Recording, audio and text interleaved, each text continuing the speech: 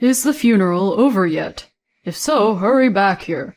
It's Mommy's birthday party today. Get the preparations started quickly. Well, now that your parents are no longer here, you can fully devote yourself to serving my parents. This is exactly why I find Daddy's girls so troublesome." These were the words spoken to me by my husband on the day of my beloved father's funeral, after he passed away in a car accident. My anger overwhelmed my sorrow, and I decided to seek revenge on this man. With a face wet with tears, I headed towards my in-laws' house and vigorously placed the birthday cake on the table. A few minutes later, the cake melted and collapsed in a fierce blaze. My name is Julia. I'm 33 years old. I met my husband Kevin at a matchmaking party that a friend invited me to. We have been dating for a year and just got married half a year ago. But I already regret this marriage. There's of course a reason for this. "Hey, Julia, isn't the meat ready yet? You're a butcher's daughter. Why are you so inefficient?" "Sorry, everyone. My wife isn't very efficient," he said, grinning and playing the role of the domineering husband in front of his friends and their families from his student days. "If you feel that way, why don't you help out a bit?" I whispered back to him irritably. "There are things we're good and not good at. You're a butcher's daughter, so you must be good at handling meat. I'm letting you look good, you know." Are you stupid? Being good at grilling meat? My boastful husband suddenly decided to host a barbecue. And now, I'm grilling meat nonstop for over 10 people. Why did this happen? My family has something to do with it. My family has been running a butcher shop in the next city since my grandfather's time. Currently, my father is running the shop with my brother and a few part-timers. My mother passed away due to an illness when I was young, but my father filled her absence with his love, so I rarely felt lonely. Thanks to our community-based customer service, our shop is reasonably successful, and we've even been featured on local TV a few times. When my husband's friend found out at a drinking party that I was the daughter of the shop owner, he told my husband that he was envious. At that point, without consulting me, my husband decided, "Oh, then let's have a barbecue at our place next time. I'll let you eat as much meat as you want." Of course, I was furious. Why would you decide to do something so big on your own? Eat as much as you want? Our shop isn't all you can eat. And how are you going to barbecue in a rented apartment with no yard? Do you want to burn down the house? I let loose at my self-centered husband. Even he seemed to realize that he'd messed up. "Well, I was drunk and I can't back out now. Got my pride, you know. Could you ask your dad for me? Just this once, please?" Seeing him put his hands together in front of his face and beg, I reluctantly agreed. "All right, but just this time, okay?" I regretted my decision as I asked my father to prepare enough meat for everyone. That day I was feeling down for the morning. That's because I had assumed we'd be having the barbecue at a facility near our house, but... "We're having barbecue at my parents' house," my husband said, and I felt like I was about to collapse. That's because... You made it. It's been years since we've had a barbecue in the yard. I was so excited that I even worked hard cleaning up the yard, she said, completely ignoring my presence and greeting only her son. She was Mary, my mother-in-law. From the start of our marriage, I'd always had a hard time with... No, I hated this woman. I don't know if she was lonely because her only son got married, but she's openly hostile towards me. It's like she's a woman who's had her lover stolen away, and I find it creepy. And there's something that I find downright disgusting. "We would have done the yard cleaning if you'd said so. You just recovered from a backache, so be careful. But thank you, Mommy," my husband said, sending shivers down my spine. Before we got married, my husband used to call his mother Mom, but after we got married, he started calling her Mommy. He must have been hiding it. I wish he had kept it hidden forever. The word Mommy, coming from a man in his mid-30s, has a particularly creepy ring to it. Like me, my husband also lost his father to illness. At the matchmaking party, he said, I can only be grateful to my mother for raising me alone. I was attracted to that filial side of him. However, after getting married, he often goes out for meals without me, saying, I'm going to have dinner with Mommy for the first time in a while on the weekend. He was what you might call a mama's boy. Mary, perhaps, pleased to be cared about by her son, looked at me with a triumphant face. Sighing, I said, I want to cut some vegetables, so may I use your kitchen, Mary? She silently watched me as I cut the vegetables, which was frightening. Then she'd say things like, What a messy way to cut! Your personality is seeping through. You're clumsy. More importantly, when are you planning to move in with me? Kevin is all for it, you know. I thought about stuffing a raw onion in her noisy mouth, but I held back. To be honest, the topic of living together has come up frequently since we got married.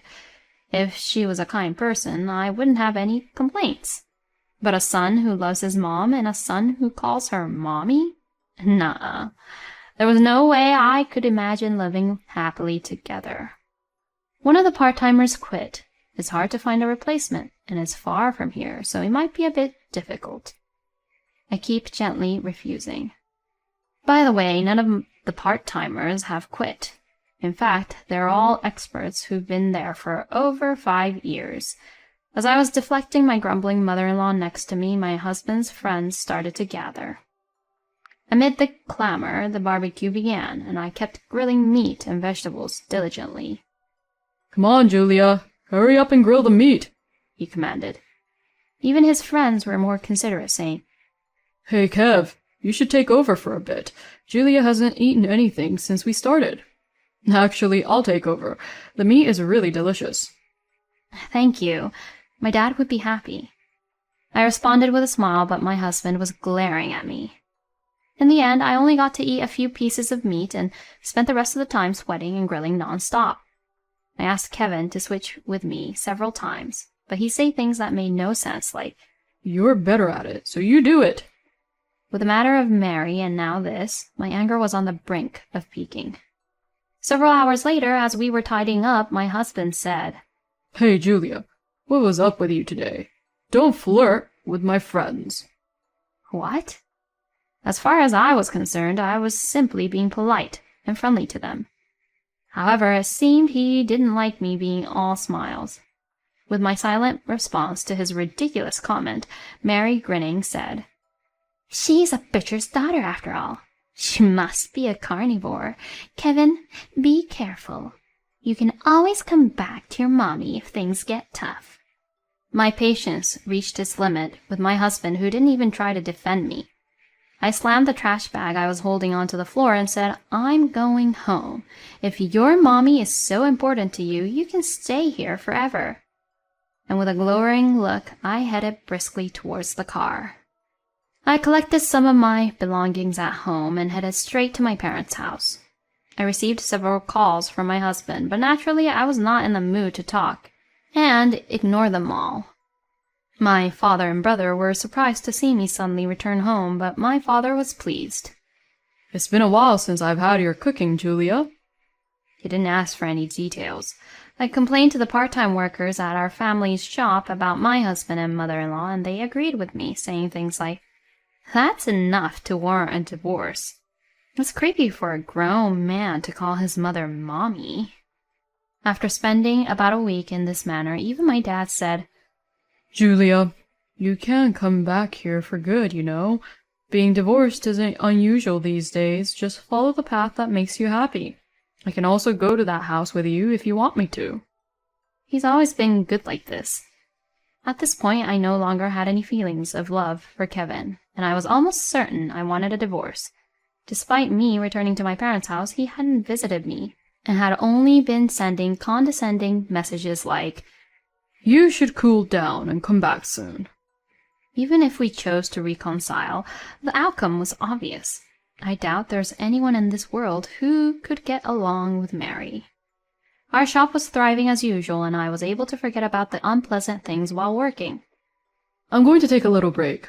look after the shop," my father, the shop owner, said, and the employees responded with a yes, sir. It was a typical scene. But after about 30 minutes, my father hadn't returned. That's unusual for Dad. He usually comes back in about 15 minutes, but he's getting old, so it's good for him to take a slow break sometimes. My brother responded with a disgusted look. "You know, Dad has been asking me if you've been getting harassed or something ever since you came back. I keep telling him to ask you himself. Don't worry him too much." It was clear that he was concerned about me. Just then, a regular customer, a middle-aged woman, rushed into the shop, panting. "There's been an accident at the intersection. Your father is in trouble. Hurry up and go." We had just been talking about the sound of an ambulance siren a few minutes ago. The part-timers insisted that we should leave, saying not to worry about the shop and hurry up. So my brother and I rushed to the scene. There was already a crowd of people there. "Let us through!" we shouted as we pushed through the crowd, but when we got to the scene, we were speechless at what we saw. It was hopeless. There was a pool of blood under my father's body, and the paramedics were desperately performing CPR, but my father was unresponsive, like a doll. Later, my father was declared dead, shortly after arriving at the hospital. "Dad! Dad!" I could only cry. But my brother, on the other hand, was running around handling hospital procedures and arranging for the funeral home. "We'll have to close the shop for a while. Julia, let's send Dad off with a smile at the end. Also, you should properly contact your husband, even though you're separated." I nodded quietly at my brother's words. It was the first time I had contacted my husband since that day. He answered the phone surprisingly quickly. "What? Have you finally decided to apologize?"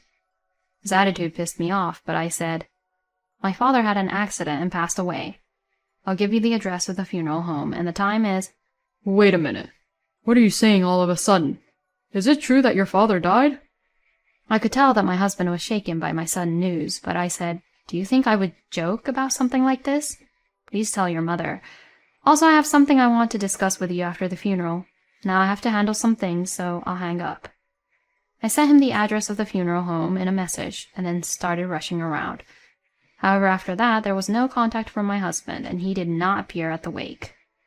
"Julia, what happened to your husband?" my brother asked, and all I could do was force a smile.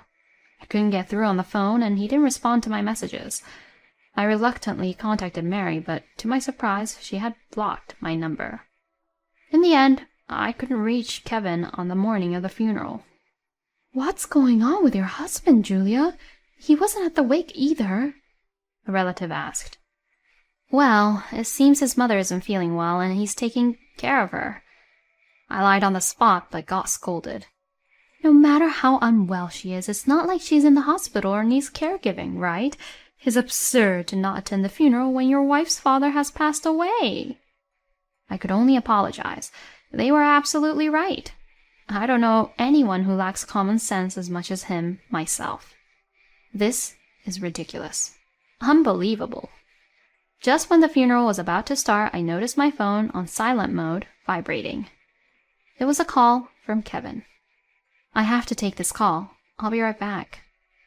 I hurriedly went to the calling space and picked up the phone, and my husband said something outrageous. "Hello?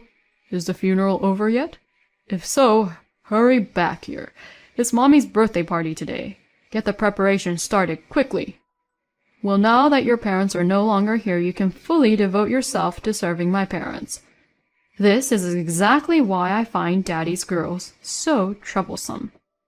Without any apology to me, my husband chattered away cheerfully, which infuriated me. "A birthday party? Are you out of your mind? My father's funeral is about to start. Don't tell me you're planning not to come." To my words, he replied, "My friends offered to throw a birthday party for my mommy as a thank you for the barbecue the other day. It would be rude to refuse. Besides, we've only been married for half a year, and I don't really know your father well, so it's not a problem if we don't participate." His words made me dizzy. "I'm not coming to the stupid party. Stop making a fool out of me." I talked to my husband, trying to suppress my rising anger, but he said, "Then at least bring the cake. I asked you to make arrangements for her birthday cake from the start. I don't know where the shop is. Get over here, quickly."